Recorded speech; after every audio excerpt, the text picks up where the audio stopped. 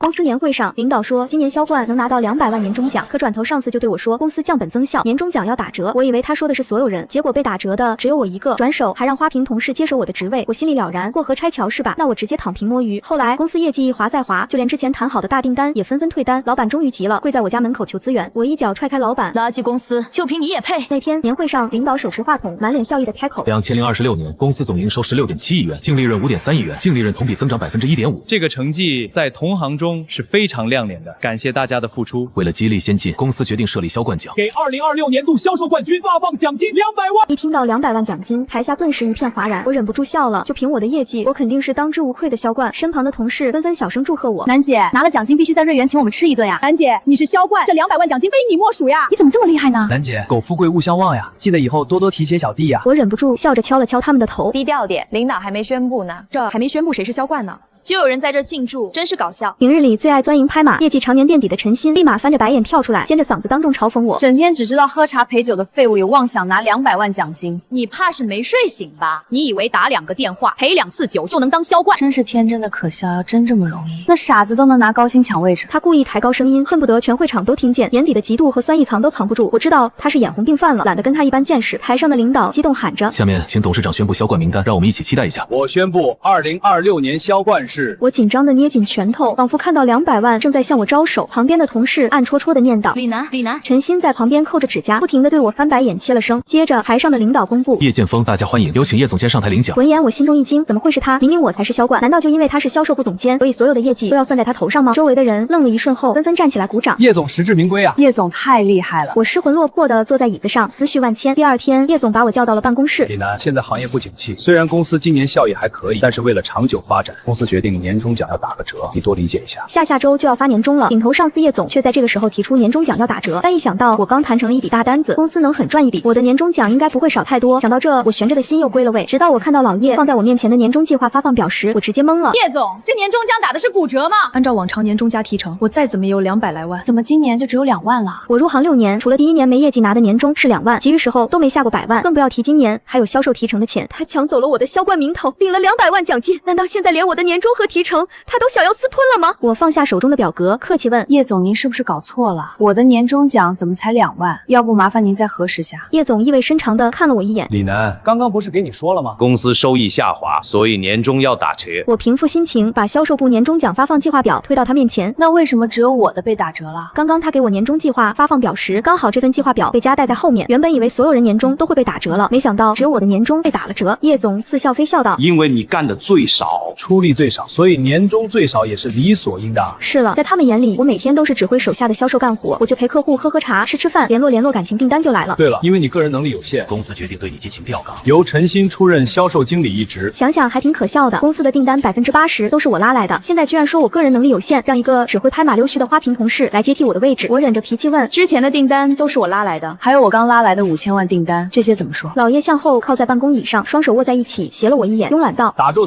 那可不是你的，是公司的。还有呀，5000万这个级别的订单，自然需要销售经理来对接，以后你听陈经理安排，做好分内之事就可以了。我才谈成了一次大单子，就对我调岗降年终，这是想要卸磨杀驴吗？可是为了这些单子，我亲自蹲守了甲方负责人，又是当保姆接娃送娃，又是当保安跑腿打小三的。眼看单子拉来了，要签合同了，居然这个时候给我调岗，摆明了是想吞了我年终和提成。200万可不是个小数目，我强迫自己冷静下来。好，调岗我认了，但是把我的年终和提成，请你一分不少的发给我。叶总眼里闪过一阵金光。李楠，按照普通销售员的年终，你只有2万。至于提成，谁签的合同，提成就是谁的。现在合同还没签，不能说这笔订单的提成是你的吧？我被老叶的无耻程度给震惊到了，合着我在前面冲锋陷阵，他们在后面坐享其成。周扒皮来了，都得给他们点个赞。我在心里把老叶的祖宗18代都骂了一遍，可一想到妈妈的病情需要用钱，我只能咬牙咽下了这口气。好，这笔订单的提成我不管，但是之前的提成你最好一分不少的发给我，否则这笔5000万的订单我能谈下来，也能让你们空欢喜一场。老叶猛拍桌子：你敢？你可以试试。老叶瞪大眼睛盯着我，咬牙切齿，却又拿我无可奈何。从老叶办公室出来后，正好看到陈鑫在指挥人搬东西。李经理，不对，李楠，这间经理办公室我就笑纳了，你没意见吧？还有你能力有限，干不了销售的活儿，以后就在销售部当个内勤吧。我面无表情说：随便你，你爱用就用，我东西呢？他抬手指了指在哪边？我的个人物品被放在陈鑫之前的工位上，还有部分物品被他们像垃圾一样随意的丢地上。我抬眼望去，围观的同事连忙移开视线，要么假装打电话，要么假装敲键盘，没一人说话。话。陈鑫这时跳出来，今天晚上我在瑞园订了房，请大家赏脸一起吃个饭，就当庆祝我第一天上任。刚刚假装忙碌的众人立马站起来鼓掌欢呼。陈经理，您真大气！陈经理，以后我们就以您马首是瞻了。陈经理，跟着你才能吃香喝辣。陈经理，你怎么不早点来呀？以后我就认定你了。陈鑫笑着回应众人，最后视线落在我身上。李楠，今天晚上你加个班，把大家的电话费、交通费补贴填了吧，大家把票都给他吧。一时间，众人纷纷把票塞到我桌子上，生怕塞晚了影响在新领导面前的形象。我看着面前杂乱的工位，低头笑道：“抱歉呀，我要下班了。”说完，我从一堆东西中翻出我的包包，堆在桌子上的各类票据纷纷扬扬地洒落一地。在陈鑫和同事们不可置信的目光中，我踩着厚厚的一层票据，提着包准时打卡下班，晚1秒都是对这打了折的年终奖不尊重。既然干不了销售，拿不了提成，从今往后我决定在公司躺平了。第二天，我卡点打卡上班，刚进门就看到2个人在我工位上翻东西。陈鑫环抱着双手站在一边，见到我，陈鑫斜了我一眼：“丽楠，赶紧把大客户资料拿给我，我要去回访，耽误了订单你担待不起。”我耸耸肩，指着乱七八糟的工位说：“资料都在电脑里，电脑还没装啊。”没装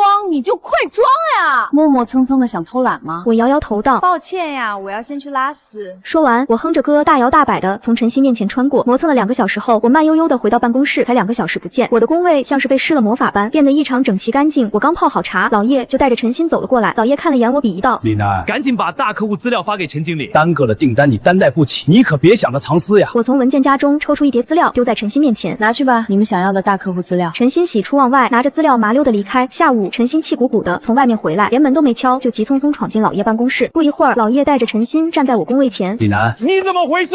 大客户资料里面怎么没写个人联系方式？也没写回访注意事项。”我低头冷笑一声，这些大客户是我熬了无数个夜，陪了无数次酒才拉来的，私人联系方式是我靠真心求来的，我怎么可能随随便便交给抢我位置的你们？况且客户和我关系好，才愿意给我私人电话。你既然要去拜访客户，按流程凭自己真本事去就行，何必在这狂费？我没搭理他，继续埋头整理票据，理好一堆票据，再慢条斯理的贴好。贴完面前全部票据后，我伸了一个懒腰，才慢悠悠开口：“叶总，我一个内勤，每天就贴点票据，统计点表格。你说的这些我也不知道呀。”老叶带着怒气质问：“这些客户不都是你拉的吗？”我笑着摆了摆手：“打住，打住，那可不是我拉，是公司拉的。”之前老叶讽刺我的话，我在原封不动的还给他。老叶再也压制不住怒气，一把抢过我手中的票据，一边撕票一边念叨：“让你阴阳怪气，让你不听人话。”我鼓掌欢呼。叶总教训的是，我也是说这些销售乱报交通费，早就该整治了。叶总这才反应过来，他撕的是整个销售部的票据，他丢掉手中的票据，怒不可遏。李楠，你是不是不想干了？不想干就滚！围观的同事瞬间停顿下来，纷纷望着我。我悠闲道：“叶总想让我滚，那记得通知人事给我走辞退流程，还有 N+1的赔偿金，别忘了。”说完，我坐下来继续埋头贴票据。老叶指着我道：“你有种！”陈鑫连忙扶住他，小手在他胸前轻拍安慰：“叶总，不管他了，不就是几个大客户回访吗？我就不信离了他，我们还干不下去了。”这时，行政的同事匆匆跑来，气喘吁吁道：“叶总，华泰说设备有问题，需要我们去调试，你快派人去看看。”当初为了节约成本，公司直接裁掉了不太常用的技术维修部，让我们销售部兼顾设备调试和日常维护。之前客户需要维护设备，都是直接和我联系的。被调岗后，我就给所有客户打电话告知了此事，让他们以后有事直接和公司对接。所以今天行政才会接到这通电话。老叶面色变了又变，公司许久没接到维修设备的电话，他们都已经忘了这一茬了。老叶语气软了下来：“小李啊，你去这华泰看看吧，务必把设备调试好，务必让客户满意。”我想都没想，直接拒绝。不行呀，我只是个内勤，岗位职责里没这一项，没资格也没义务去调试设备。老叶一愣，接着继续软声劝道：“小李呀，现在不是赌气的时候，你快去吧。”我没赌气啊，这岗位职责明确了，内勤只负责内务整理，可没有调试设备的职责。叶总，你另请高明吧。老叶面色一沉，对着我工位旁边的同事吩咐：“小肖，你去。”小肖扭扭捏捏、支支吾吾的：“叶总，我不太会。”老叶问了周围一圈，大家都表示不会，气得老叶差点把手中的茶杯砸了。陈鑫刚上任，想表现一番，便迫不及待上前：“叶总，我去吧，不就是调试设备吗？我看看说明书就会啦。”叶总眼睛一亮：“好，真不愧是经理。”这2个门外汉从未接触过医疗器械设备调试维修，以为维修医疗设备就和修灯泡一样简单。要真这么简单，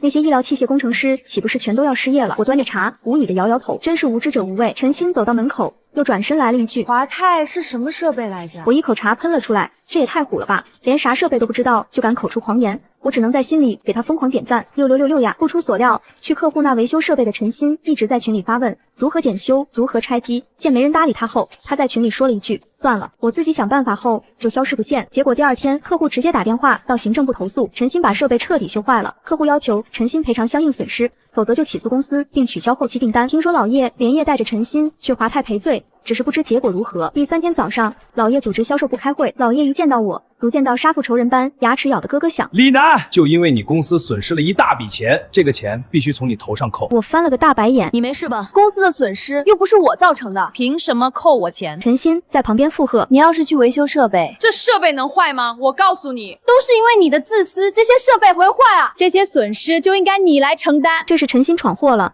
想让我来当这个冤大头，真是刷新我了对他俩底线的认知。我看着他们俩冷笑一声，我倒想看看你如何让我承担损失？难道这财务部也是你俩说了算？老叶冷哼道。我已经上报给总经办了。你等着吧，今天就会出结果。恰巧这时老叶的电话响了，看到是总经办来电，老叶直接按了免提。叶总你好，此次是由销售部而起，事件造成的后果也应由销售部承担，因此董事会研究决定，赔偿款从整个销售部的年终奖和销售提成中扣除，不够的部分再由公司解决。听到这，会议室里响起了阵阵吸气声，这意味着整个销售部今年的年终和销售提成全泡汤了。另外，因为这件事影响恶劣，给公司造成重大损失，总经理决定给予你和销售部经理记大过处分，正式通报稍后会通过官网发布，希望你们吸取教训，再接再厉。老叶客气地挂断电话后，满脸颓废，瘫坐在椅子上，下面的人三三两两围在一起议论纷纷。这货是陈经理惹的，凭什么扣我钱？他就是凭什么扣我们钱？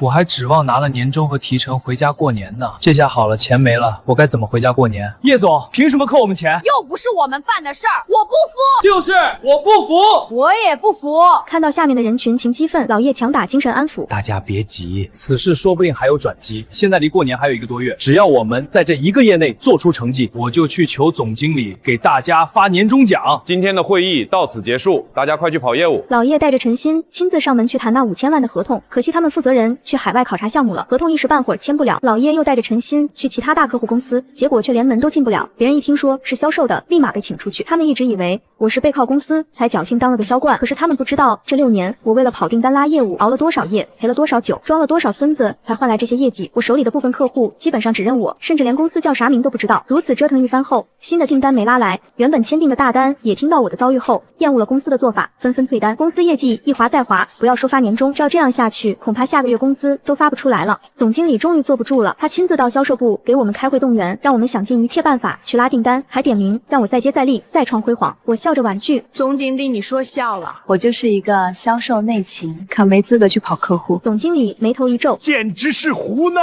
叶总监，你居然安排公司的销冠当内勤，你是嫌公司销售业绩太好了吗？你要是不想干就滚，一天就知道瞎指挥。限你半天之内解决此事，不然就滚！总经理，您说的对，说的对。叶总唯唯诺诺的答应，双手不停地抹额头上汗。总经理不知道我被撤职了吗？不用想，他肯定是知道的。经理级别以上的任职都需要他签署，他甚至是比我还早知道我被撤职了。只是他和老叶他们一样，认为一个背靠公司的销冠而已，不足挂齿，换了就换了。现在发现少了我这个销冠，公司的订单量直接暴跌，才来找补。可惜晚了，这个公司已经没有任何值得我付出、值得我留恋的了。我准备走人了，于是我看向总经理说：“总经理，不用了。”总经理没想到我会当众扫他面子，他面色一沉。李楠，我承认你有些本事，但是我已经给你台阶下了，你见好就收。我笑了笑，总经理，我说的是真的，我不愿意干销售了，至少目前我不想给贵公司干销售了。不是看不起你们，而是我真的想说，在座的都是垃圾，公司在你们这群人手里迟早玩完。说完，我比了一个国际友好手势，再嚣张的离开。我彻底得罪了总经理，当天人事就通知我去办理离职手续，走辞退流程，还爽快的给了我 N 正1赔偿，这倒是意料之外。原本想等拿了年终和销售提成，带妈妈去做手术的，现在虽然没有年终和提成了，但拿了赔偿金，手术费大概也够了。我当天就挂了13甲医院的专家号，第2天一早带着妈妈办了住院手续。妈妈躺在病床上，看着我忙前跑后跑检查，填单据，皱着眉拉住我：“楠楠，你不用上班吗？天天耗在医里，领导不会说你。”我笑着拍了拍她的手：“妈妈，公司给我放长假了，专门陪你做手术，你只管安心治病。”手术做了3个多小时，我在手术门外的椅子上坐得浑身僵硬，直到医生推门说手术很成功，我才腿软着松了口气。术后第3天，妈妈精神缓了过来，她盯着我躲躲闪闪接电话的样子，板着脸开口：“你别骗我了，是不是工作上出了事儿？我刚才听见你客户说要请你去当销售经理。”我知道瞒不下去了，把公司抢我销冠，只给我发2万年终奖，把我调岗辞退的事原本本说了出来。妈妈听完，气得手都在抖，眼泪瞬间掉了下来。那些人怎么能这么黑心？你辛辛苦苦拉订单谈客户，他们居然这么欺负你，你这孩子受了这么大委屈，怎么不跟妈说？我赶紧擦去她的眼泪。妈，我没任人拿捏，他们坑我，我也让公司吃够了苦头，现在他们业绩一塌糊涂，自顾不暇。妈妈吸了吸鼻子，攥着我的手问：“那你接下来打算咋办？总不能一直没工作。”我看着他，眼神格外坚定。我不打工了，我自己创业。做医疗器械经销这行，我有优势，老客户、供应商我都熟，门路全通，肯定能做成。妈妈抹了把眼泪，用力点头。好，妈支持你，你干啥妈都信你，只管放手干，别再受别人的气。守着妈妈养伤的这段日子，许多之前的客户打电话邀请我入职，要么是去做销售经理，要么是去做设备维护工程师。我想了想，依旧婉拒了他们的好意，因为我打算自己创业了，销售干久了，这里面的门路我早已摸得清清楚楚。供应商是现成的，不用找。客户是现成的，不用找，最大的难题都解决了，我还怕啥？干就完了。我拉了些投资，利用之前的各种资源，干起了医院器械经销。还好之前5000万的大订单还没来得及签合同，这大单必须我自己吃下才行呀。我带着资料来安康集团签合同，刚好遇到他们一台设备出了故障，巧了这台设备我会修，于是我二话不说，开始上手修设备。修完设备出来后，在厕所门口遇到陈鑫，他见我满手油污，嘲讽道：“哟，李经理，销售行业混不下去，你来当修理工了。”陈鑫踩着细细的高跟鞋，在我身边来回转悠。李楠，我真当你是个人物呢，结果离开公司你就啥也不是了，真是可怜呐。不过你要是服个软，给我道个歉，我可以在你老板面前替你美言几句，要不然我就把你之前的光荣事迹告诉你们老板。你猜你会不会被开除？我面无表情，好狗不挡道。陈鑫一个踉跄，终于站稳了脚，他气急败坏喊：“你等着，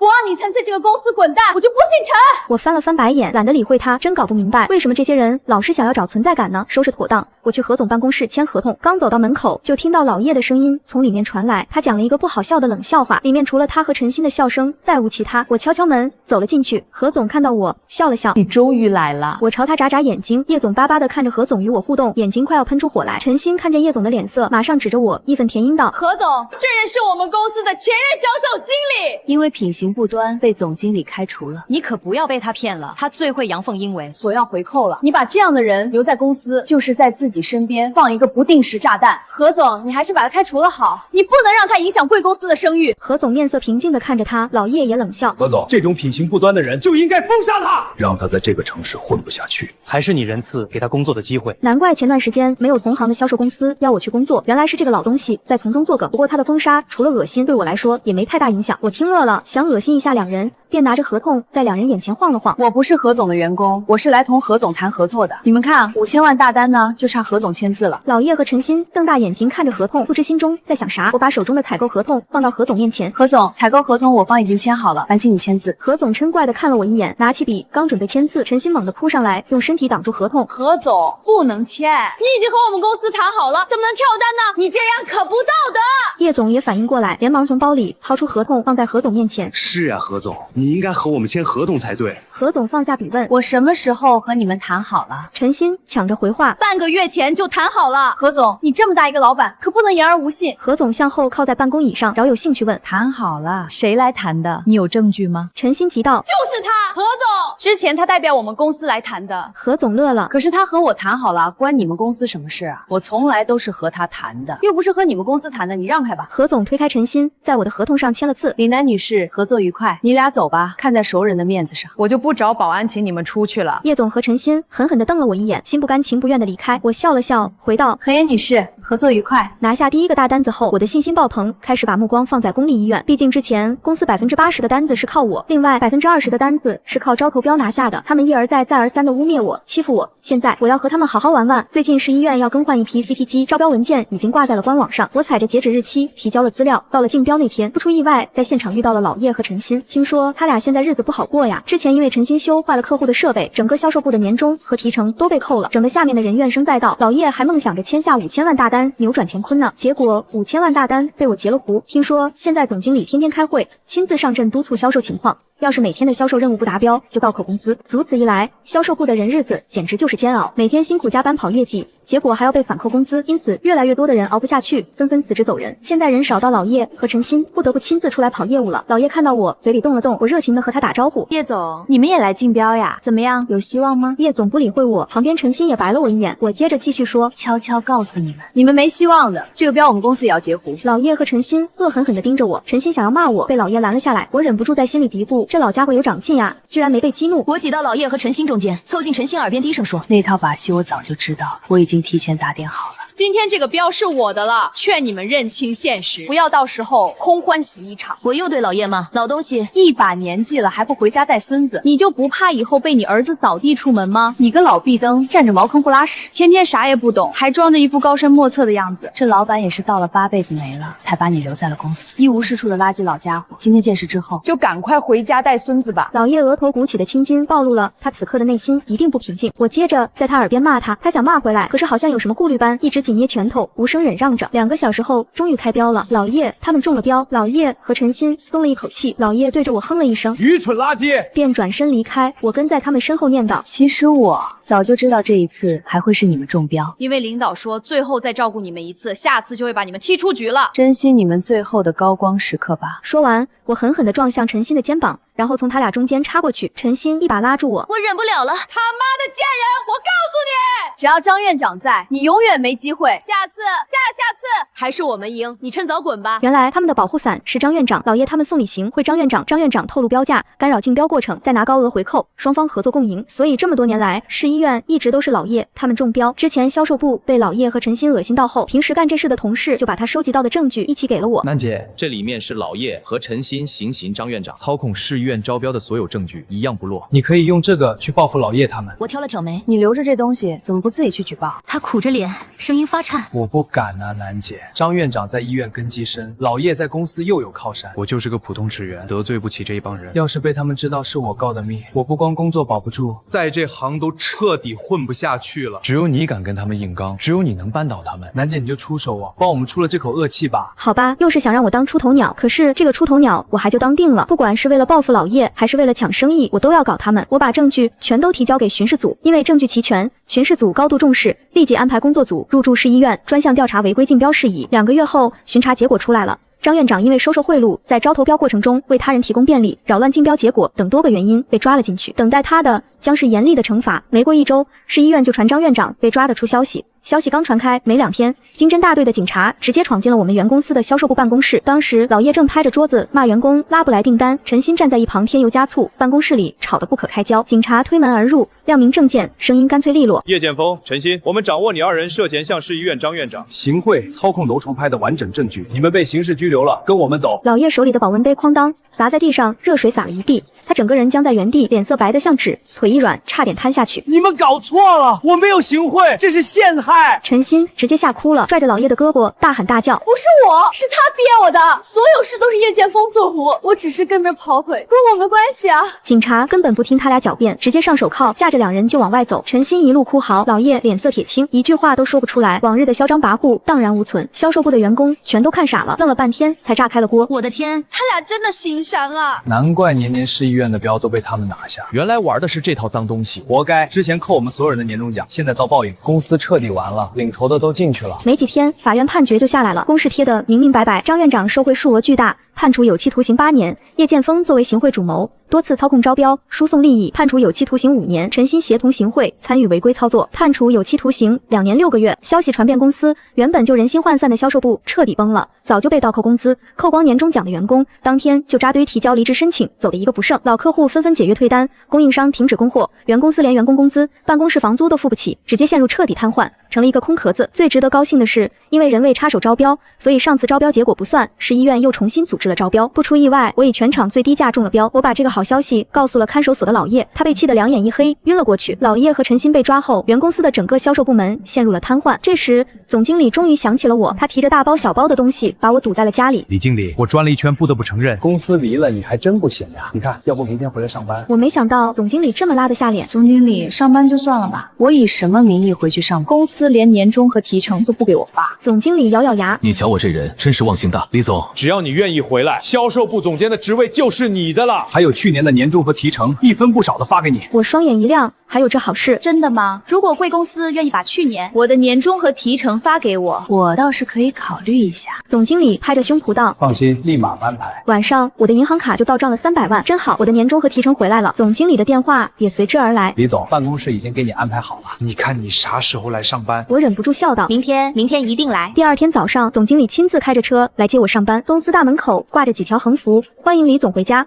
全公司的员工都站在大门口，一见到我走近，大家纷纷鼓掌欢呼，欢迎李总回家。砰砰，2声礼炮在空中炸开，彩色的丝带在空中飘飘扬扬，连带着灰尘一起落了下来。我侧身躲着，不想让这些麻烦落在我衣服上。总经理又亲自带我到办公室，看着熟悉而又陌生的办公室，我忍不住想要高呼一句：我胡汉三又回来了。总经理离开后，我便躺在沙发上，一边喝茶一边追剧，日子过得好不自在。半个月后，总经理关切地问我销售额完成了吗？我立马掏出电话问了销售经理，销售经理遗憾地表示还没有。我遗憾地转达了销售经理的话，总经理表情古怪地离开。半个月后，总经理又来了，依旧问销售额的事。我重复上次的流程，结果还是一样，遗憾地转告他没完成。总经理终于憋不住了，李楠，我们请你回来是想让你想办法提高销售额，不是让你天天喝茶看手机的。我摸摸脑袋问，总监不就是喝茶看手机安排下面的人干事儿吗？我可安排了经理去拉订单了，他们完不成任务，那是他们能力不行，把他们撤职换掉就行。总经理你了半天才反应过来，我是故意的。他再次将我赶了出去，我乐呵呵的离开。年终和提成拿到手就行，我本来就不是回来当总监的，把本该属于我的年终和提成拿到手就行。这烂摊子谁爱接谁接。从这以后，我的公司规模越做越大，日常管理、行政琐事缠得我脱不开身，根本没法专心盯业务、跑客户。为了把公司捋顺、规范运营，我下定决心招一个专业的职业经理人，帮我稳住后方，打理全盘。面试当天，我坐在主面试官的席位上，看着面前一波波候选人，始终没找到合心意的。直到最后一个人推门进来，我抬眼一瞧，嘴角忍不住勾起一抹冷笑，居然是前公司的总经理徐凯。他早没了当年在公司发号施令的嚣张模样，西装皱巴巴的，头发梳得勉强整齐，眼底满是落魄和局促。看到我坐在主位上，他脸色一白，站在原地愣了好几秒，才局促地鞠了一躬。面试流程走起来，徐凯磕磕绊绊地介绍自己的工作经历，全程低着头，不敢跟我对视，再也没有当年训斥我、默许叶剑锋欺负我的半分气势。旁边的几位面试官翻着他的履历，交头接耳了几句，纷纷点头。徐总之前有大企业管理经验，履历挺合适的，用户管理岗经验丰富，我觉得可以考虑。我靠在椅背上，指尖轻轻敲着桌面，等他说完，直接开口打断。徐经理，你知道我为什么不会用你吗？徐凯猛地抬头，眼神里满是错愕和慌乱。李总，我之前在管理上确有经验，能帮公司把运营理顺。我嗤笑一声，你有经验，你最大的经验就是纵容下属侵吞员工业绩，克扣年终奖，卸磨杀驴，把好好的公司搞得乌烟瘴气，最后走到破产边缘。我公司里都是凭本事吃饭的人，容不下你这种作风虚浮、是非不分的管理者。当年你敢动公司的销冠，敢无视员工的血汗付出，就该想到今天的下场。旁边的面试官还想劝李总、徐总能力还是有的，要不再考虑考虑。我摆了摆手，直接敲定，不用考虑，直接否决。我的公司不用连基本是非都分不清的人。徐凯脸色惨白如纸，嘴唇哆嗦着，一句话都说不出来，最后灰溜溜的转身，狼狈的离开了面试间。我看着他逃走的背影，心里忍不住叹息，真是风水轮流转，今年到我家呀。最后经过再三挑选，我终于找到了合适的职业经理人，有人帮我稳住大后方，我在前线奋勇拼搏，不到3年，我的公司变成了地方有名的大企业，而我也成了地方有名的女企业家。经历过艰辛波折后，人生从此尽是坦途。